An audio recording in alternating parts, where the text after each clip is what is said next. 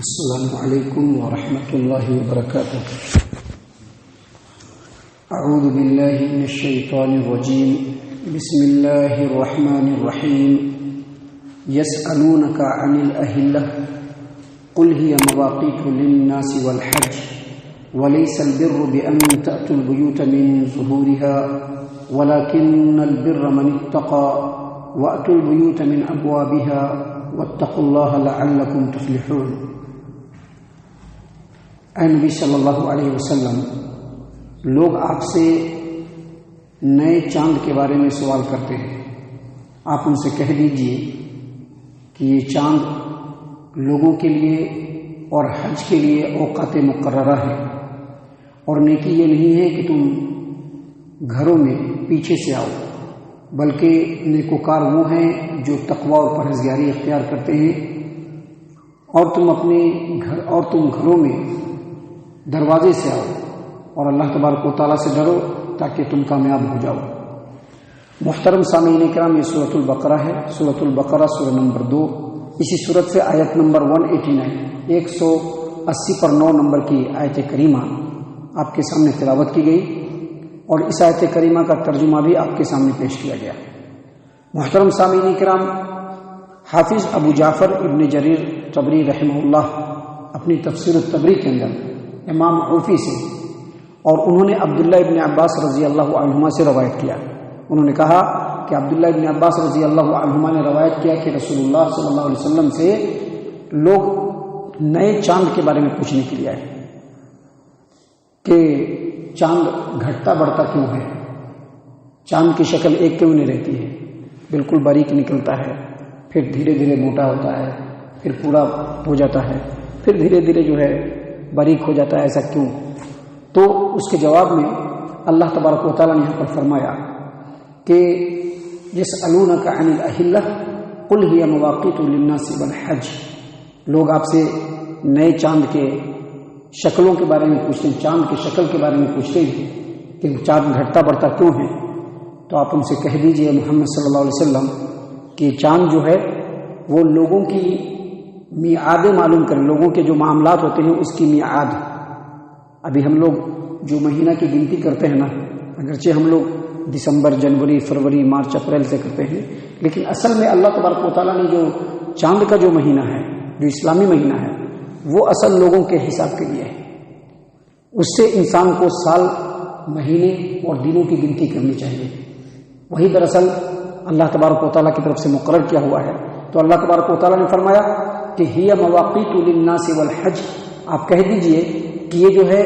چاند یہ لوگوں کے لیے وقت مقررہ ہے، اپنے معاملات کی میعادیں معلوم کرنے کے لیے، قرض کی مدت معلوم کرنے کے لیے، عورتوں کے لیے جو عدتیں ہوتی ہیں اس کی تعداد کو پوری کرنے کے لیے۔ اب جو ایک عورت جو ہے اس کا شوہر مر گیا،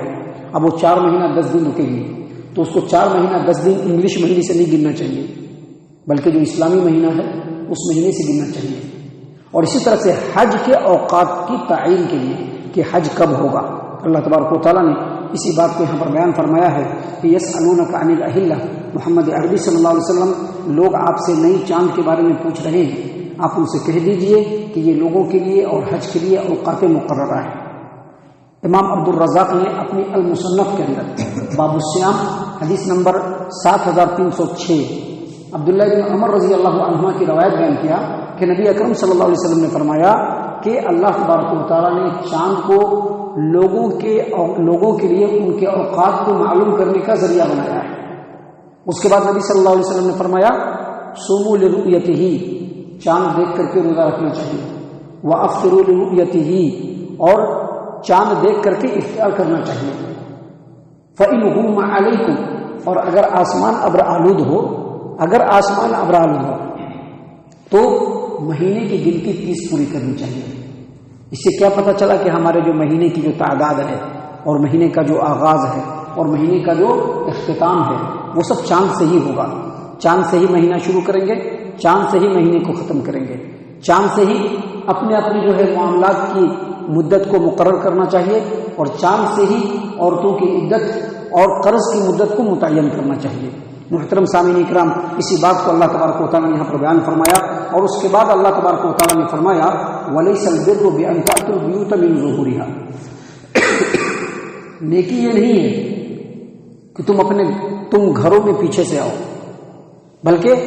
اللہ نے فرمایا آگے کیا وَلَكِنَّ الْبِرَّ مَنِ اتَّقَىٰ، بلکہ نیکوکار وہ ہے جو متقی اور پرہیزگار ہے، اللہ سے ڈرنے والا ہے۔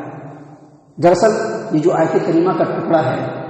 جس میں اللہ تبارک و تعالیٰ نے کہا کہ نیکی یہ نہیں کہ تم گھروں کے پیچھے سے آؤ بلکہ نیکوکار وہ لوگ ہیں جو متقی اور پرہیزگار ہے، اس کے بارے میں امام بخاری رحمہ اللہ نے صحیح البخاری کتاب التفسیر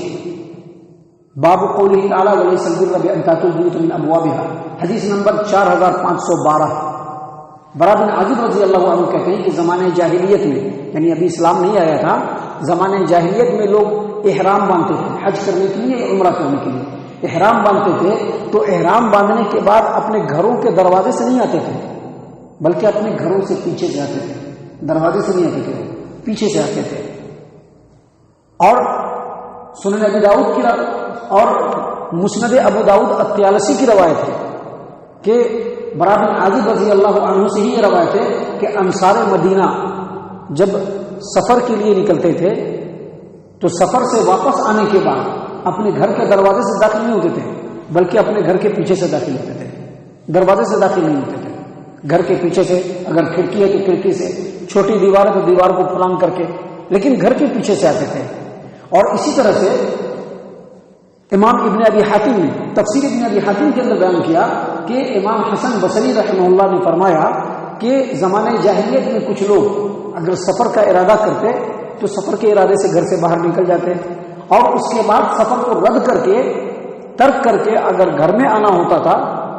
تو پھر وہ گھر کے دروازے سے نہیں آتے تھے، پیچھے آتے تھے، ایک عقیدے کے تحت، ان کا ایک عقیدہ جیسا کہ آج بھی بہت سارے عقیدے لوگوں نے پال کر کے رکھے ہوئے ہیں، تو ویسے ہی انہوں نے اپنے عقیدے کے تحت یہ سب چیزیں مقرر کر لی تھی۔ اللہ تعالیٰ نے اسی بات کی تردید کرنے کے لیے کہا کہ وَلَيْسَ الْبِرُّ بِأَن تَأْتُوا الْبُيُوتَ مِن ظُهُورِهَا، نیکی یہ نہیں ہے کہ تم گھر کے پیچھے سے آ جاؤ، اب احرام باندھ لیا تو گھر کے آگے سے کیسے جائیں گے، گھر کے پیچھے سے جائیں گے، نیکی یہ نہیں ہے، بلکہ اللہ نے فرمایا کہ وَلَكِنَّ الْبِرَّ مَنِ اتَّقَىٰ، نیکی یہ ہے کہ تم اللہ سے ڈرو۔ اللہ سے ڈرو کیا مطلب؟ تقا، اللہ سے ڈرو کیا مطلب؟ ابھی ہمارے ملک کے اندر یا کسی ملک کے اندر لوگ جو پرشاسن سے، قانون سے کیوں ڈرتے ہیں؟ ڈر کے کیا کرتے ہیں؟ قانون جو حکم دیتا ہے اس کی پالنا کرتے ہیں، اور قانون جس چیز سے روکتا ہے اس سے روکتے ہیں۔ تو ڈرو کا مطلب یہی ہے کہ اللہ جو حکم دیا ہے اس کو کرو اور اللہ نے جس چیز سے روکا ہے اس سے روکو۔ حالانکہ یہ جو تقویٰ ہے، تقویٰ کی باتیں بڑی بہت زیادہ ہوتی ہیں ہمارے سماجی معاشرے میں، لیکن تقویٰ کا اصل مفہوم یا اس پر اصل میں عمل نہیں ہے۔ لوگ کہتے ہیں کہ تقویٰ اختیار کرنا چاہیے، لیکن لوگ اللہ سے ڈرتے نہیں ہیں، کام وہی کرتے ہیں جو ان کے دل کی چاہت کی ہوتی ہے، باتیں وہی ہوتی ہیں جو ان کے اپنے دل کی ہوتی ہے، وہی عمل ہوتا ہے جو وہ چاہتے ہیں۔ اللہ تبارک و تعالیٰ نے یہاں پر کہا کہ نیکی یہ نہیں ہے کہ تم اپنے گھر کے پیچھے سے آؤ، بلکہ نیکی یہ ہے کہ تم اللہ سے ڈرو، یعنی وہ کام کرو جس کا حکم اللہ تبارک و تعالیٰ نے تم کو دیا ہے، اور ان چیزوں سے رکو جس سے اللہ نے تم کو روکا ہے۔ اور اس کے بعد آگے کیا فرمایا؟ وَأْتُوا الْبُيُوتَ مِنْ أَبْوَابِهَا، گھر میں آؤ تو اپنے دروازے سے آؤ، پیچھے سے آنے کی کیا ضرورت ہے؟ گھر میں آنا ہے تو دروازے سے آنا ہے نا، یہ گھر میں دروازہ کیوں بنتا ہے؟ شریعت نے تو ایسا نہیں کہا کہ فلاں کام کرنے کے بعد اگر گھر میں آنا ہے تو پیچھے سے آنا ہے، لہٰذا گھر میں آؤ تو اپنے دروازے سے آؤ۔ اور اس کے بعد پھر اللہ نے فرمایا وَاتَّقُوا اللَّهَ، اللہ کا تقوی اختیار کرو، اللہ سے ڈرو، جیسے دنیا کے پرشاسن سے ڈرتے ہو نا ویسا اللہ سے ڈرو۔ ابھی بڑے بڑے شہروں میں کیا کرتے ہیں لوگ؟ پرشاسن نے قانون لگا دیا ہے کہ اگر ہیلمٹ نہیں پہنیں گے یہ ہوگا۔ لوگ کیا کرتے ہیں؟ خصوصی طور پر ہیلمٹ خریدتے ہیں، پہنتے ہیں، کیوں؟ پرشاسن کے ڈر سے۔ اللہ نے پھر کہا واتقوا اللہ، اللہ سے ڈرو، جو حکم اللہ تم کو دیتا ہے وہ کام کرو، جن چیزوں سے اللہ نے روکا ہے اس کام سے رک جاؤ۔ کیوں؟ لعلکم تفلحون، تاکہ کامیاب ہو جاؤ۔ کب کامیاب ہو جاؤ؟ قیامت کے دن اللہ کے بارگاہ میں جب پہنچو تو اللہ تبارک و تعالیٰ یہ جان لے اور اللہ تبارک و تعالیٰ کے سامنے تمہاری کوئی رسوائی نہ ہو اور تم کو کامیابی اللہ تبارک و تعالیٰ دے دے کہ یہ بندہ دنیا میں اللہ کا تقوی اختیار کیا ہوا تھا، جو اللہ حکم دیتا تھا وہی کرتا تھا، جس چیز سے اللہ نے روکا تھا اس سے رکا ہوا تھا۔ اور اگر ایسا ہوگا تو یقینی طور پر بندہ کامیاب ہو جائے گا۔ انہی باتوں کو اللہ تبارک و تعالیٰ نے اس آیت کریمہ کے اندر بیان فرمایا ہے۔ اللہ تعالیٰ سے دعا ہے کہ اللہ تعالیٰ ہم تمام کو ان تمام باتوں کے اوپر خوب غور و فکر اور تدبر کرنے کی توفیق عنایت فرمائے۔ اللہ تعالیٰ ہم تمام کو صحیح معنوں میں پکا سچا مومن مسلمان بنائے۔ اللہ تبارک و تعالیٰ ہم تمام کو اللہ اور اس کے رسول صلی اللہ علیہ وسلم کی اطاعت و فرما برداری کرنے والا بنائے، صحابہ کرام رضی اللہ عنہم کے طریقے پر چلنے والا بنائے، جنت الفردوس کی جگہ عطا فرمائے۔ اے اللہ ہم تمام کو جہنم سے پناہ دے، اے رب العالمین ہم تمام کو جہنم سے پناہ دے، اے مالک الملک ہم تمام کو جہنم سے پناہ دے، آمین یا رب العالمین، وما علینا الا البلاغ المبین۔